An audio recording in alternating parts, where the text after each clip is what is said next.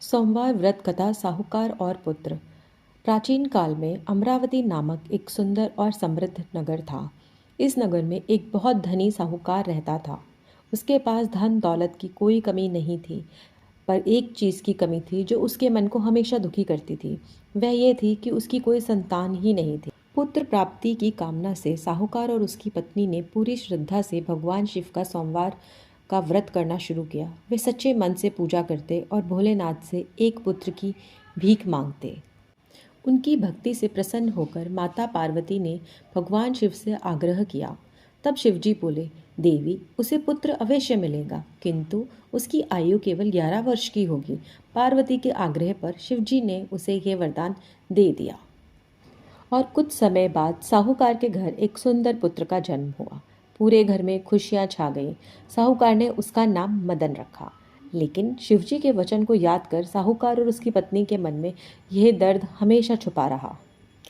जब मदन 11 वर्ष का हुआ तो साहूकार ने उसे उसके मामा के साथ काशी विद्या प्राप्ति के लिए भेजा। साहूकार जानता था कि मदन की आयु अब पूर्ण होने वाली है, इसलिए उसने मामा को खूब धन दिया और रास्ते में दान पुण्य करते हुए जाने को कहा। रास्ते में मदन एक नगर में रुका जहाँ राजा की राजकुमारी का विवाह था। लेकिन असली दूल्हा कौन था, राजा ने भूलवश मदन को दूल्हा बनाकर बिठा दिया। मदन को यह अनुचित लगा।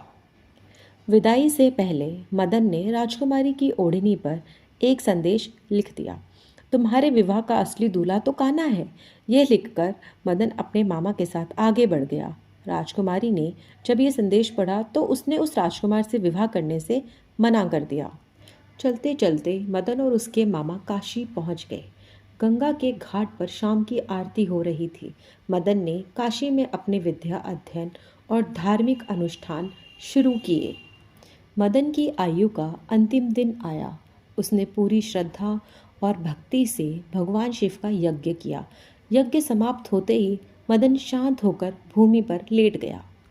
मदन की निष्ठा से प्रसन्न होकर ठीक उसी क्षण भगवान शिव और माता पार्वती अपने दिव्य रूप में प्रकट हुए। वे मदन के शांत शरीर के पास पहुँचे।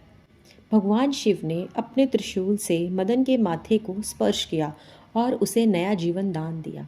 मदन आंखें खोलता है, उसका शरीर दिव्य प्रकाश से भर जाता है।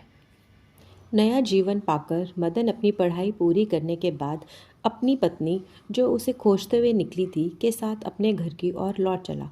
रास्ते में दोनों का भावुक पुनर्मिलन हुआ। जब मदन अपने माता पिता के पास लौटा तो साहूकार और उसकी पत्नी की खुशी का ठिकाना ना रहा।